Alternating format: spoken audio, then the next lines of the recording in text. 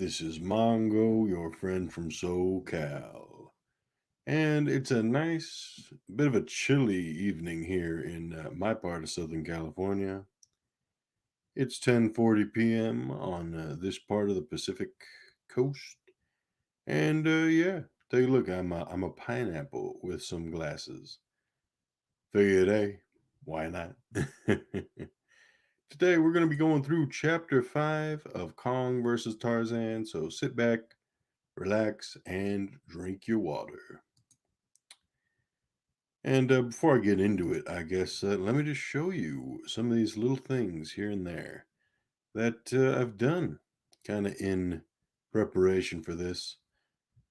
I had a very nice stream the other day, and yeah, since then I've made these neat little thumbnails. I'll put this up on the screen for you right now. Look at that. Reading The Wild Adventures of King Kong versus Tarzan by Will Murray. And yeah, so basically, the background image there is most likely, I think that's Kualoa Ranch, but it's down there in Hawaii, my beautiful, the beautiful homeland of my mother's ancestors. And of course, there's just giant bones, from poor old King Kong and his family. But anyhow, yeah, I've had a lot of fun making some of these stuff. But anyhow, folks, let me get into reading chapter 5. So, last chapter, chapter 4, we kind of left off with a bit of a interesting part there. Oh, well, look at that. We got Storyman Jack. Glad you could tune in. I'm just reading a book here, The Wild Adventures of King Kong versus Tarzan by Will Murray. Basically, I just do a real simple thing here. I find a chapter of the book. Well, I start at the beginning of the book, and then I just read a chapter a stream usually, and that usually puts us at around about 30 minutes or so, more like 20 or 25 ish. But basically, I am on chapter 5, the last chapter. Essentially, the first 4 chapters of this book kind of detailed the capture of King Kong, and in the last chapter, chapter 4, the crew of the SS Wanderer were finally able to load King Kong up into the large steam boat. But yeah, let's get on into chapter 5. Alrighty, here we go. No Allosaurus was discovered by the foraging party led by the coxswain named Coldwell. Armed with machetes and rifles, they collected palm fronds and all the greenery that could be harvested, as directed by First Mate Driscoll. Coconuts and bananas grew in profusion upon Skull Mountain Island. The latter were huge freak plantains. Relying on their simple knowledge of anthropoids, they collected as many as they could. They picked only the greenest bananas, knowing that the longer they lasted, the better. The work gang had some difficulty harvesting coconuts, owing to the coconut crab population of Skull Mountain Island. Oh, I love that. Coconut crabs. Uh, if you're unfamiliar with that, as a quick aside, let me look up an image here for you guys because that's an animal that I'm familiar with, which I'm really stoked that that was mentioned in this thing. Because if you've seen a coconut crab, then you know that it is quite a monstrous animal. It is extremely monstrous. Let me see here. Oh, goodness. There's so many pictures online. Let me share the screen here. The coconut crab, as the name suggests, eats coconuts. And it does so with its monstrous claws. It is a largely terrestrial crab crustacean, and it grows to monstrous sizes. So let's just kind of take a look here. And we got one view here. Let's see, there's a trash can, and that is a larger coconut crab. Let's see, we got some more good pictures here. And look at this. This man is holding a coconut crab. You have to be very careful because essentially this thing's claws, it's able to peel a coconut, a green or dry coconut like a banana with those monstrous meat hooks that it has. So a coconut crab is no joke. It is no joke at all. Oh god goodness. Let me take off this little thing. There we go, folks. There's a coconut crab. And it is a monstrous thing to behold. Oh, here is a nice picture right there. It's a small image, but you can see the fear and the respect that this man has for holding this monstrous crustacean. You know, that's something I wouldn't mind seeing, a giant crab monster. Oh, they had that in Pacific Rim, though, one of the kaiju in that movie. But yeah, no joke, people. These things are gigantic. And look at this. This thing is killing this seagull. You know, they even though they do eat coconuts, that ain't the only thing they eat. They're opportunistic. They're like any other crab. They'll eat meat when they get it, you know. But essentially these things they climb up to the top of a coconut tree. They find a coconut that is on the stem of the tree, so to speak. They'll snip that off. It'll fall to the ground, then they'll come back down. They'll start peeling that thing. And they are extremely good at doing that. They eat the coconut meat, and as a result of that, they have all of this coconut.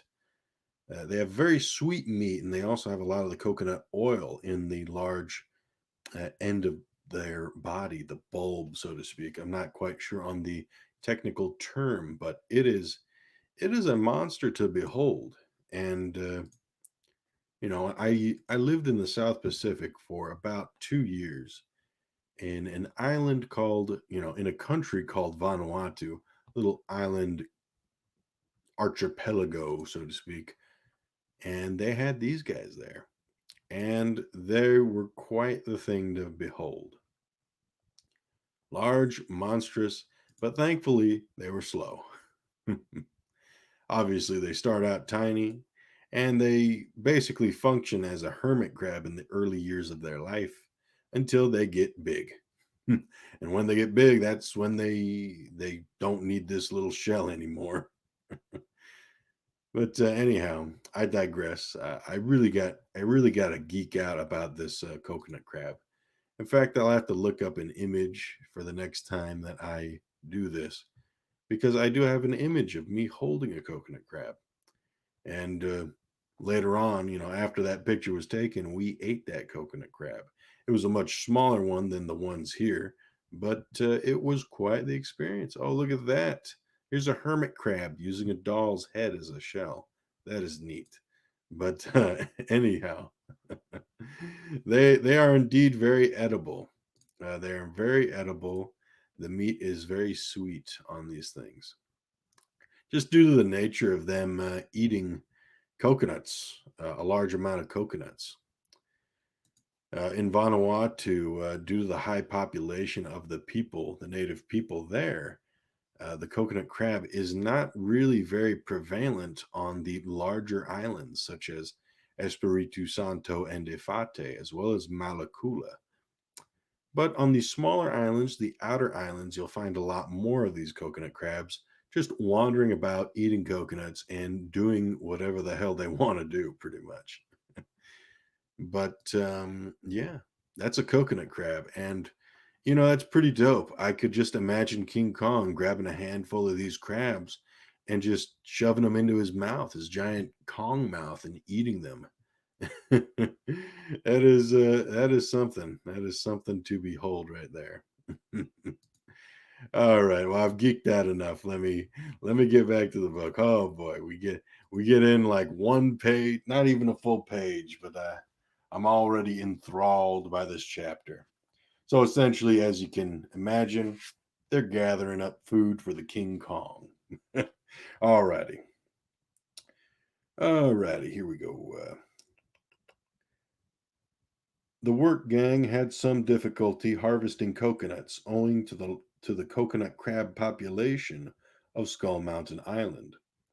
These hard shelled monsters grew as large as dogs and guarded their main food source jealously. After a period of nervous uncertainty, the local natives, fully understanding the white men's intentions, pitched in. This assistance greatly accelerated the process.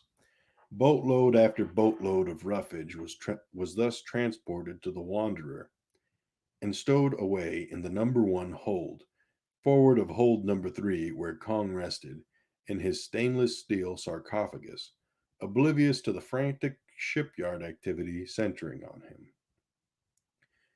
Pacing the poop deck of the ramshackle freighter, Carl Denham watched these furious activities through a pair of binoculars lent to him by Jack Driscoll. The first mate had remained on board in the belief that this presence was needed in the event that something went amiss in hold number three. "When are we going to raise the hook?" Denham demanded of Driscoll. "Not until we scour Skull Mountain Island of every pound of edible matter," returned Driscoll impatiently. The film director snorted, "The longer we dawdle, the sooner he wakes up." Driscoll snatched the binoculars from Denham's nervous hands and said, "He's bound to wake up sooner than later. The more food we have to give him, the more content he'll be." "Content! Kong can no more be content than you can wrestle a stegosaurus with your bare hands. It's not in him, I tell you." "No," Driscoll admitted slowly. "I will grant you that. But between the need to feed him and the danger certain to come of his empty stomach, if we allow it, we have to steer a middle course. So we lay in sufficient food to get us to Madagascar or Africa. We'll reprovision there." "What about meat? He eats meat, don't he?" Driscoll shrugged. "More meat than we can keep fresh in this heat." Denham strode up and reclaimed the binoculars, saying, "You've got to use your imagination." "Make yourself plain," invited Driscoll. "There's got to be some creatures on that blasted island we can capture alive. Take them along with us." "Live dinosaurs?" scoffed Driscoll. "That won't do. We have our hands full with Kong. We don't need anything else running wild aboard ship." "Small ones," pressed the director. "They might be morsels to Kong, but after weeks of eating bananas and palm fronds, he'll probably welcome the taste of raw flesh." Jack Driscoll eyed him skeptically. "You've got something more up your sleeve. Cough it up." Denham was scanning the tree line, picking out the brown forms of the natives, who had shimmied up assorted coconut palms and were dropping the hairy fruit into wading nets, while sailors on the ground fended off the coconut crabs with boat hooks. "I'm just thinking of Kong's well-being, that's all. Bananas and coconuts are like candy to him, and that all that greenery is nothing more than a tossed salad. Kong is a king, and kings eat meat. He's going to need a lot of meat, which we can't provide under any circumstances. Whether dead or alive, dinosaurs are not proper cargo." Denham kept scanning the trees, saying, "If Kong's stomach starts growling for red meat, cold fish isn't going to do the job." "Well, it will have to," returned Driscoll sharply, "and that's that." Captain Englehorn walked up at this point, drawn by the loud voices, and demanded, "Gentlemen, what is the problem now?" Driscoll said, This director wants to take on a load of assorted dinosaurs for when Kong feels up to the real meal." But I told him it was out of the question. Englehorn regarded Denham steadily, and his thought processes could not be read in his steady sea gray eyes. At length he remarked, "Mr. Denham, what have you in mind?" "Just what I was telling your first mate here," Denham said hotly. "We can take all the bamboo and coconuts and bananas your crew can load aboard, but it won't be enough. We need to do better by Kong. An animal will be satisfied if he's well fed 3 times a day, but you've got to give him what he craves. And you know what Kong craves: raw, bloody meat, no question about it. Captain Englehorn fingered his chin thoughtfully. He appeared to be unswayed by Denham's bluster, but his wintry eyes remained thoughtful. I do not doubt your thinking, Mr. Denham, but I am feeling that there is more than Kong's stomach at the center of your concerns. Denham did not reply. He kept looking into the trees. His broad face grew intrigued. A sailor and a coconut crab were having a tug of war. The monster crustacean had got hold of the curved end of a boat hook in his great foreclaw. The sailor was trying to tug it free. The crab was winning. Take a look at this, Denham said enthusiastically, handing over the binoculars. What I wouldn't give to capture that set to on film. Look at the size of that horny thing. Captain Englehorn followed Denham's pointing finger until he spied the struggle. He trained the binoculars on the jungle spot. The skipper's frown told that he had seen more noteworthy sights. He passed the binoculars over, but the first mate showed no interest. He was studying Carl Denham, who was again scanning the man versus crab scuffle through the field glasses. His eyes narrowed craftily. Abruptly, Jack spoke up. I catch on now. Sure, I get your drift. If the big gorilla doesn't make it all the way across, a couple of dinosaurs on a leash would make a fair consolation prize. You could make a killing on a couple of stegosaurus alone. Hell, there's a safer bet than Kong, and probably more controllable, too. Slowly, Carl Denham lowered the binoculars and turned, saying, It never hurts to have a couple extra aces up a man's sleeve. His grin was crooked and a little sheepish. Jack Driscoll regarded him with no warmth whatsoever. Many a man went to his grave with an extra ace tucked up his sleeve, he said levelly. Remember that, Mr. Denham. That will be enough, Mr. Driscoll, Captain Englehorn said firmly. Mr. Denham, I think we will see what we can do about corralling a dinosaur or two, purely as a precaution. Driscoll gazed at his skipper and made a show of digging at his ear, as if to remove obstructions. I guess my hearing is going, he remarked. Could have sworn I heard you give the order to round up some dinosaurs for Kong's breakfast. See to it immediately, Mr. Driscoll, ordered Captain Englehorn, walking off thoughtfully, leaving Driscoll and Denham to share an awkward silence. Do you have any particular species in mind, Denham? Driscoll asked eventually. Whatever you catch, just as long as it's red-blooded, grinned Denham. All righty, let's see here. Let me take a drink of water. But before that, let's just take a look here. Oh, wow. Short chapter. But anyhow, almost done here.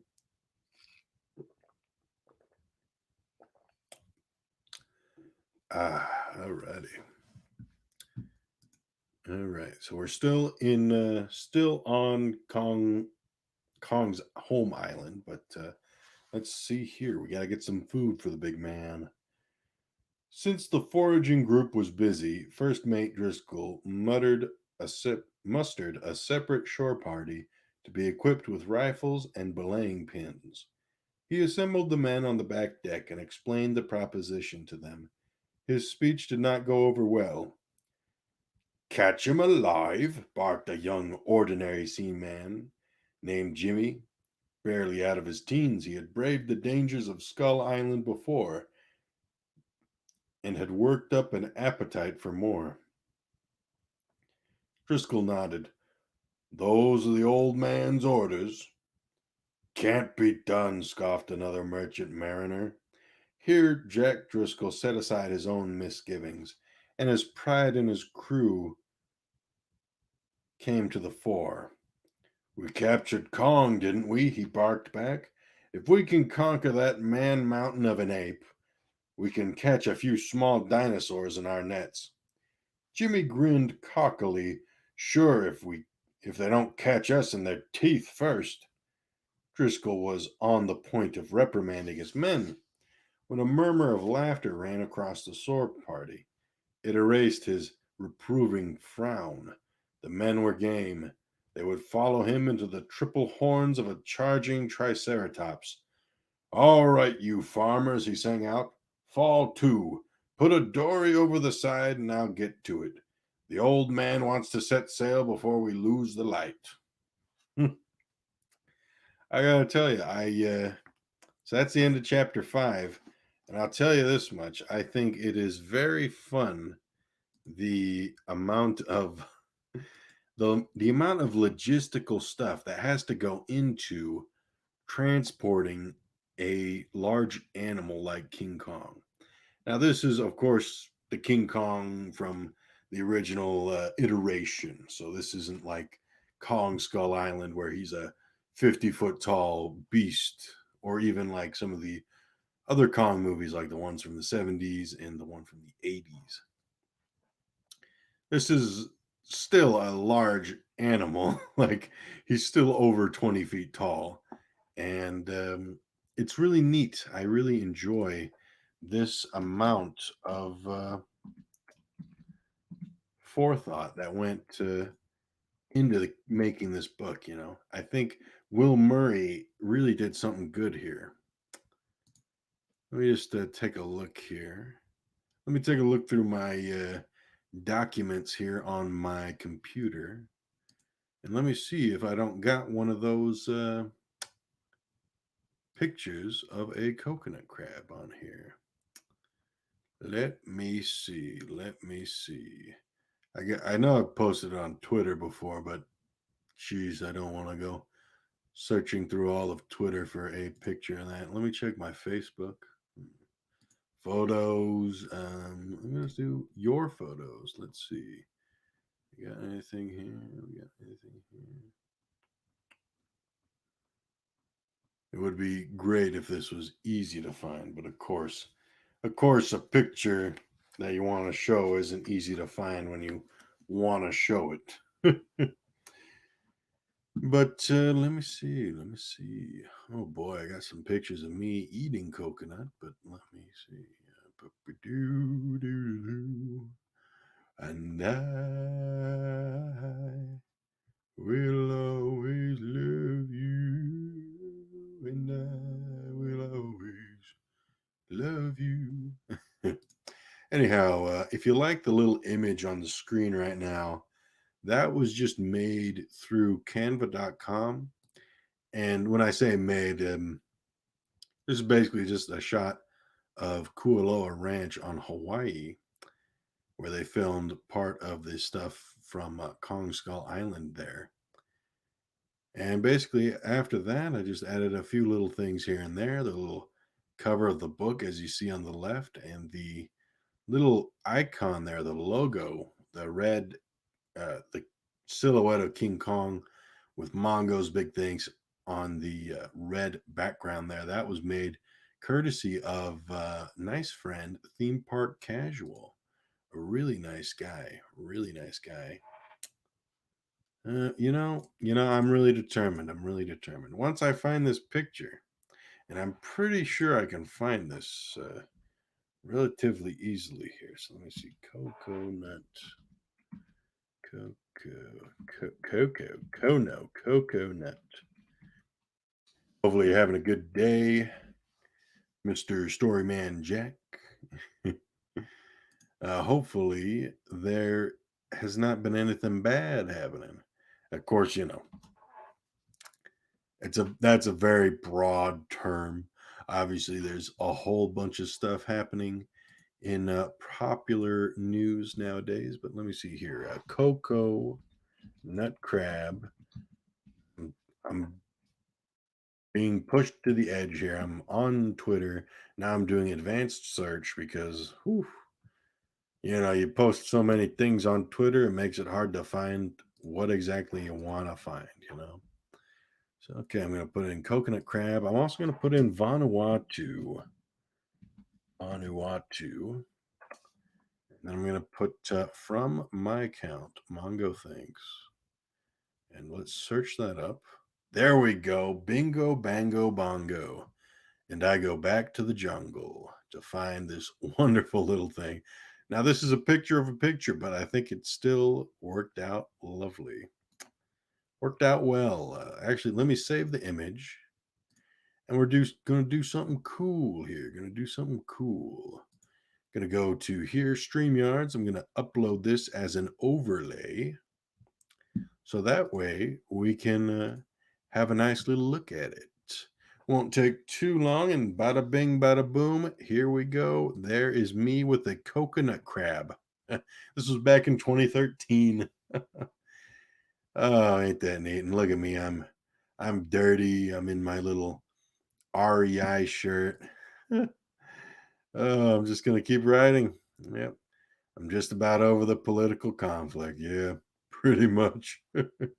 Yeah, honestly, that's a wise thing to do.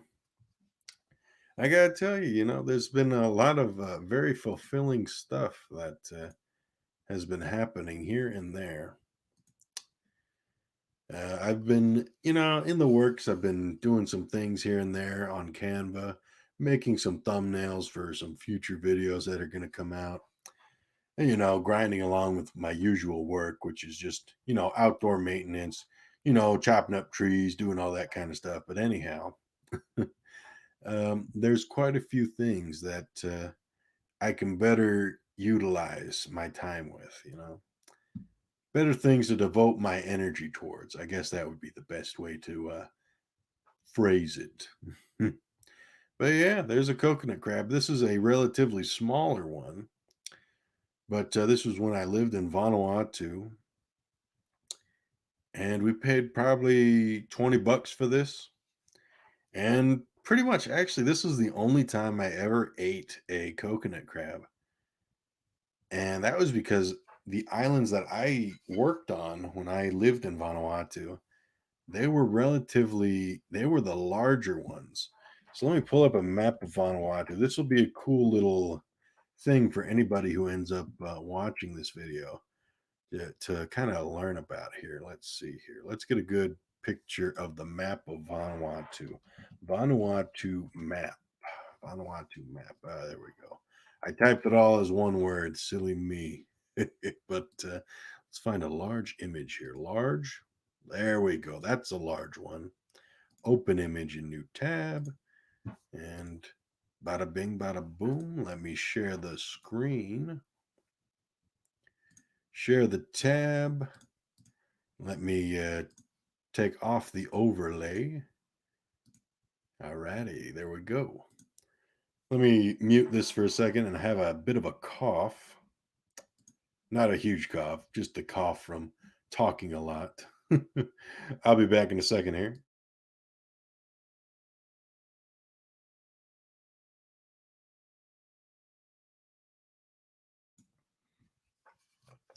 Alrighty. And here's a little map of Vanuatu. So this is Vanuatu, that's how it's spelled. It used to be called New Hebrides until it gained independence back in the 70s.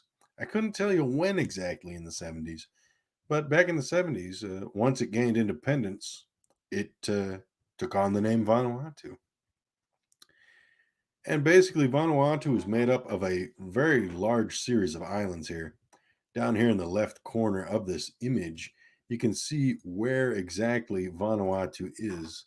So there we go. So we have Vanuatu, it's near New Caledonia, it's west of Fiji, south of the Solomon Islands, and east of Australia. And it is north of New Zealand, which would be actually, it's not really showing New Zealand here, so I'm assuming New Zealand's a little more south. But Vanuatu, lovely place. It's in a part of the Pacific known as Melanesia. So that would include Vanuatu, itself, Solomon Islands, Papua New Guinea, and New Caledonia. But anyhow, you can see there's quite a variety of islands. I think there's over 70 populated islands that make up the country itself. When I went and lived in Vanuatu as a missionary for the Church of Jesus Christ of Latter day Saints, whew, that's a mouthful. But anyhow, when I was serving as a full time missionary, I went to four islands. I primarily worked on Santo, Espiritu Santo here, the largest of the islands. Afterwards, I went and worked on Efate, where it has the capital city of Vanuatu, Port Vila. Worked there for a bit of a time. Then I went up and worked in Malakula, the second largest island of the archipelago country of Vanuatu. And then I had a chance to visit Tana, which is one of the more southward islands of that country. But essentially, basically, the big thing is since there's so many people that live on these larger islands, it means there's not very many coconut crabs that go walking around no more. They're kind of well, not extinct, but everybody eats them because, well, they're big coconut crabs. Unfortunately, unfortunate circumstance there. But anyhow, I've heard tell that the further north that you go, to the Banks Islands here, Santa Maria, Vanualava, Motolava, all these smaller islands, the Torres Islands in particular, I hear that they have a huge abundance in these monstrous coconut crabs. And yeah, it was a real interesting experience. And look, let's take a look at that again here, folks. That's me, little old me back in 2013. I believe we had just done a bunch of work outside. And, I couldn't really tell you what kind of work it was, but it was enough work to get me all sweaty. And sheesh, I remember it being humid and hot and dirty over there. But, I was young. I'm still young, but you know, I definitely got some good sun. Got a lot of sun over there. But this was one of those great experiences that you definitely want to remember. And so, just to close out the stream, I just want to briefly go over what we read. Basically, chapter 4 was a really quick read. This is chapter 5, actually. So, chapter 5, quick read right here. Basically, Kong, he's been loaded up already. He's sitting nice and safe inside of the large steamboat, so to speak, steam freighter. And now they want to get more food. They're gathering food. First, they're gathering up large plantains, coconuts, pretty much any kind of vegetation.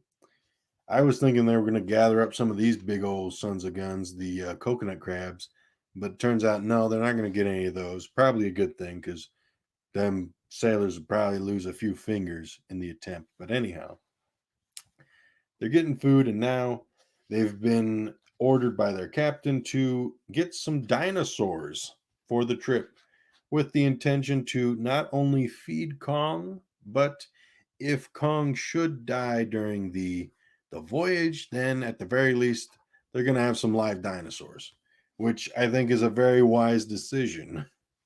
I mean, might as well. Might as well. It'll be interesting.